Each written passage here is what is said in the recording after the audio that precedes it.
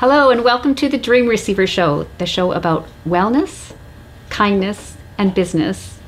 And today I have my very dear friend, Monique MacDonald, who is a sacred gifts guru. I mean, she is incredibly amazing. I want to welcome you and thank you so much for coming. Thank you. It's great to be here, Diane. Thank you. So, sacred gifts. I attended one of your events, and also you were the gratitude I wouldn't say a coach, but it was the gratitude team for setting up everything for Make Your Mark. And that's where I first met you. Mm-hmm. And you had just picked up on everyone's gifts and you knew what assignment just to give everybody. And so I just want to know what brought you and what inspired you to go into specializing in sacred gifts.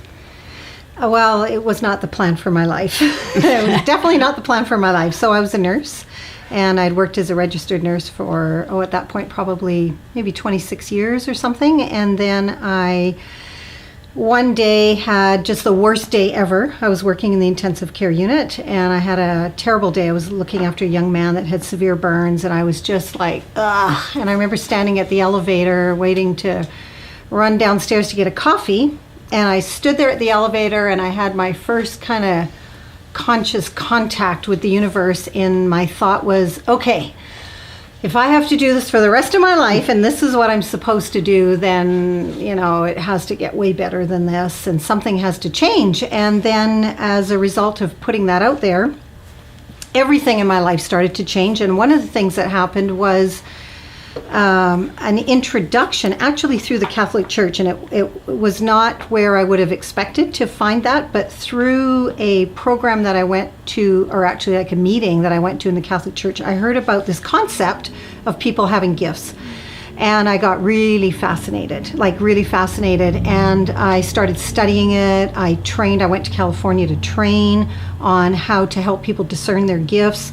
And after doing all that, the conclusion I came to was that I was called to do this. This is what I was born to do, and I needed to take everything religious out of it, and I needed to make it practical and approachable and accessible. And so it really, it was a calling. I didn't go looking for it.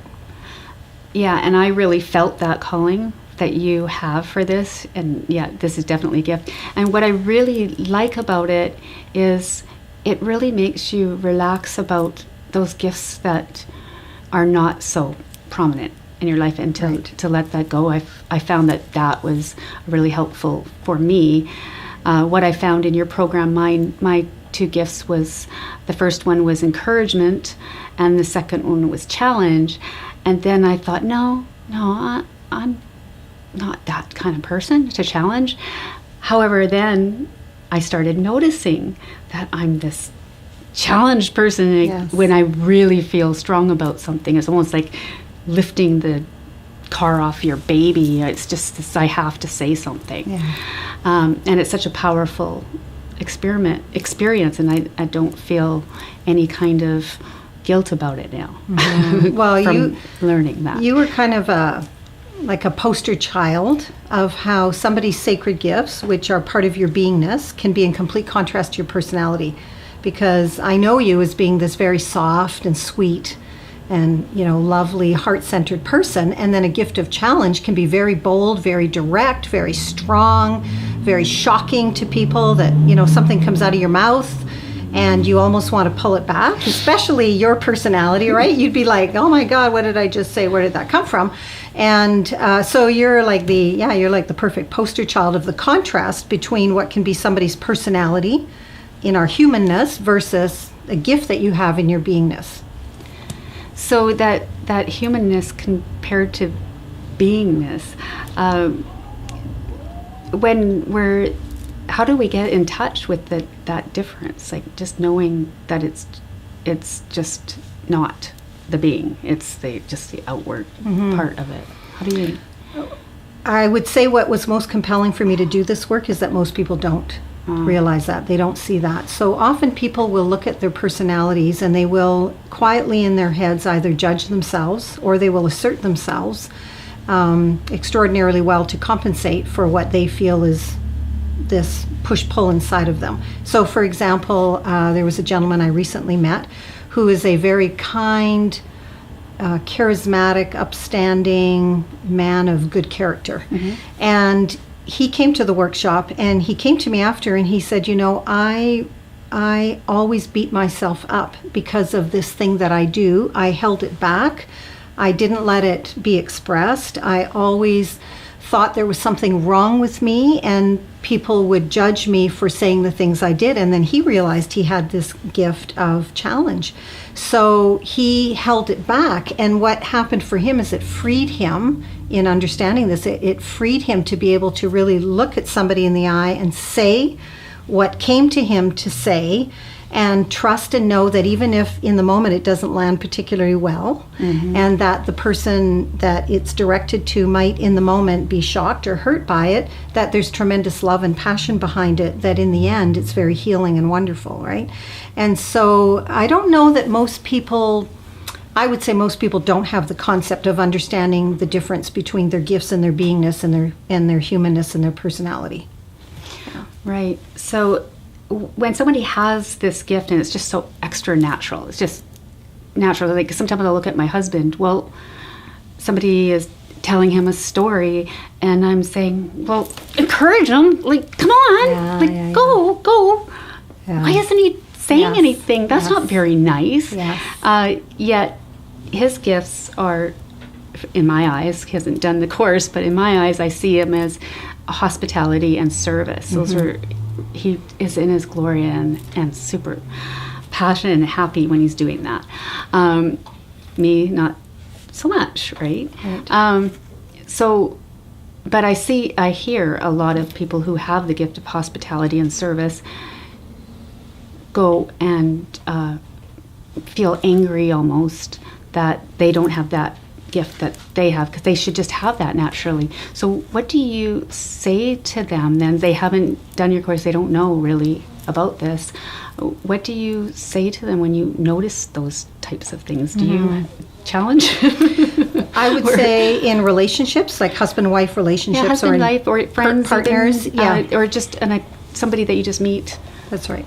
Now, and you just hear this, and they'll start complaining that other people don't do what they should just naturally know how to do. That's right. Yeah. Right. I would say that's really common, because the tendency is to assume that what it is that we're most gifted in, that other people, that it must be in them, and if it isn't, then there's something wrong with them, and then we become judgmental and critical of them. So in partnerships or in relationships, that happens a lot with husbands and wives, where that's a great example of hospitality. So I was married at one time, I'm not anymore, but when I was married, my husband totally had a gift of hospitality.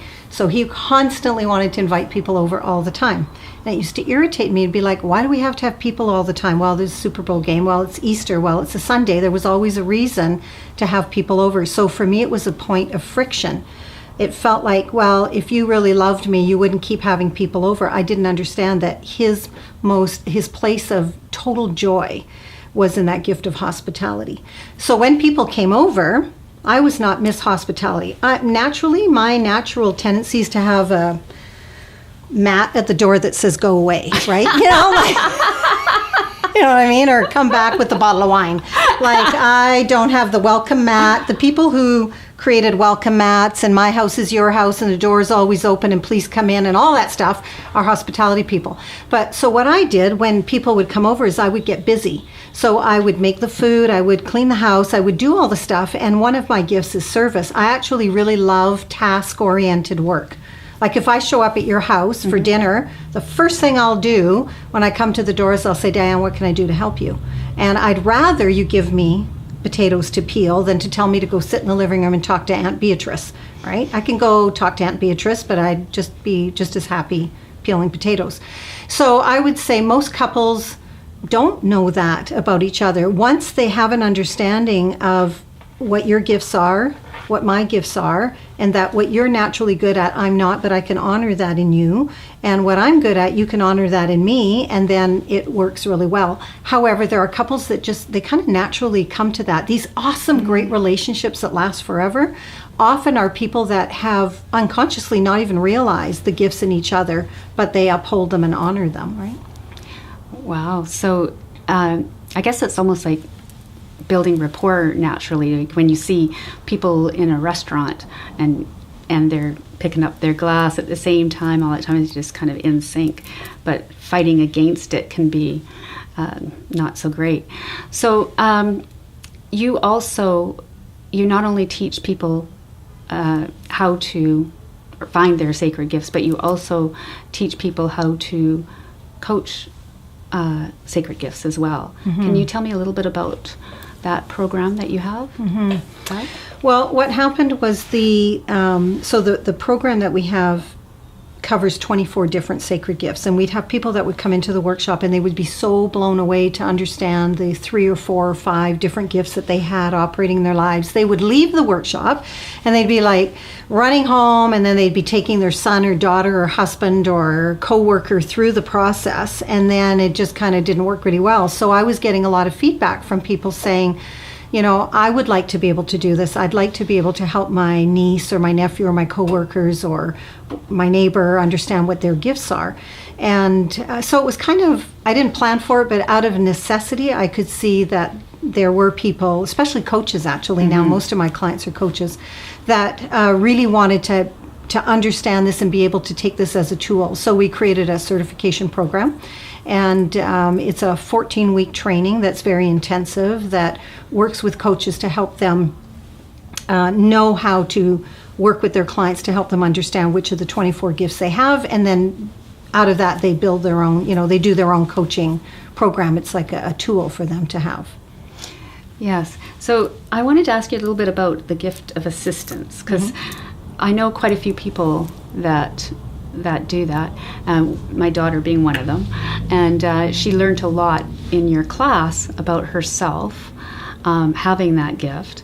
And so what happens when you have this gift and you're saying, but I really would rather have hospitality or more, or something to that effect? Can you actually change that, or do you find most people don't want to change that, or how does that work, especially with the assistance one? Well, the gifts that you're born with, the gifts you have, you're born with them and they'll be with you till you die, but they're not all active all the time. So you may have a gift of assistance that may be active at a certain time in your life, and it's very compelling to provide help and assistance to support somebody else in what their vision is, and to do everything you can to remove the roadblocks for them, to anticipate what their needs are. I mean, every person that has a vision needs and wants somebody who has the gift of assistance. They're like the wind beneath your wings, right? They just magically make everything happen so that you can seamlessly do what you do. You have somebody here in this room that does that for you. Right. Exactly.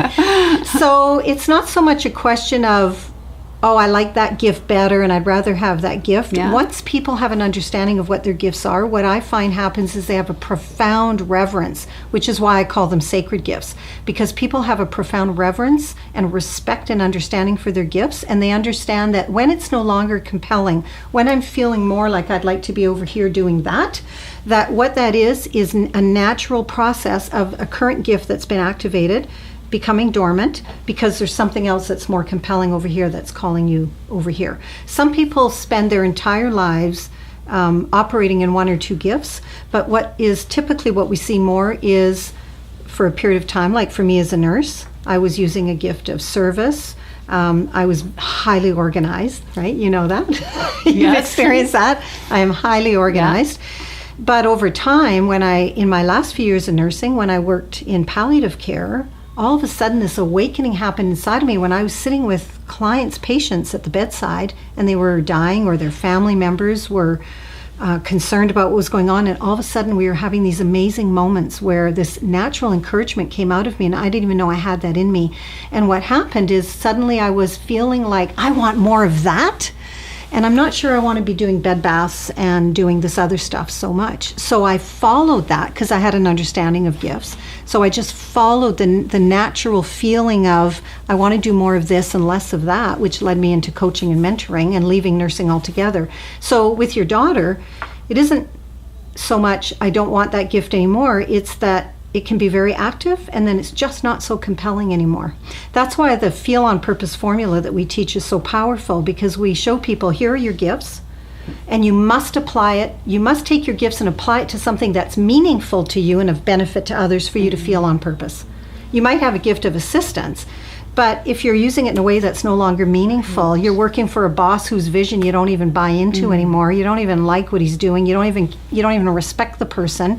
Yes, you have a gift of assistance, but if it's not meaningful and it's not benefiting them anymore, you feel you're not going to feel on purpose. So it's not just knowing what your gifts are, it's knowing what your gifts are and applying it in a way that's meaningful to you, that will benefit others. Right. And so then we were kind of texting back and forth there about the gift of encouragement. Doesn't the gift of encouragement go hand in hand with the teacher? I just thought, how can it not? Because when you're encouraging, shouldn't you be teaching? And you said not necessarily. Not necessarily. So there are no two gifts. There's no gifts that automatically come together. However, if you look in a particular profession, so if you go into teaching, if I'm in a room full of teachers, I'm likely going to see a very high number of teachers that have a gift in teaching. A kindergarten teacher may not have a gift in teaching. They don't need that in kindergarten. They're an encourager. And they may have the gift of hospitality. It's okay. You can come and be with us. You'll be safe. You'll feel secure. You'll feel welcomed in my class. And they encourage them. You can do this. You can be away from your mom. That's not a gift of teaching. That's encouragement and hospitality. But if you're teaching grade 11 calculus or algebra, then you need somebody with a gift of teaching, which is an ability to take complicated material and to be able to simplify it and make it understood, and to be able to give instructions clearly, and to be able to provide clarity where there's confusion. So you can be a profound encourager. Coaches typically, almost every coach I work with has a gift of encouragement, wise counsel, challenge. Wise counsel came up for me too. Yeah, those are often the gifts that we see. Teaching may or may not be there, but it's not essential to being a super powerful, effective coach. Okay. So they're not the same, and they don't necessarily go together. So then if you feel like you're missing one, can you then go and say, okay, I need to go and get Place the a call, skills right? to learn that and Google get that. and find it and order it on Amazon. And keep forcing the square peg into the round hole. That's what most people do. That's Right. what most people do. Is there's a feeling like I should be able to do this. Why can't I do that? What is wrong with me? Or people think I should be doing this. But when you really have an understanding of your gifts, and you really just like breathe in that awesome reverence you have for them, then what happens, it just is one of those wonderful cosmic things that the universe just seems to then challenge you personally to find that your gift can be in greater and greater service. So your gift can be small and budding and barely visible, to being powerfully mature and very, very, evident to people, right? So it is common for people to think, well, I'd rather have your gift. Oh, Diane, I want to do what you're doing. I want to do what he's doing.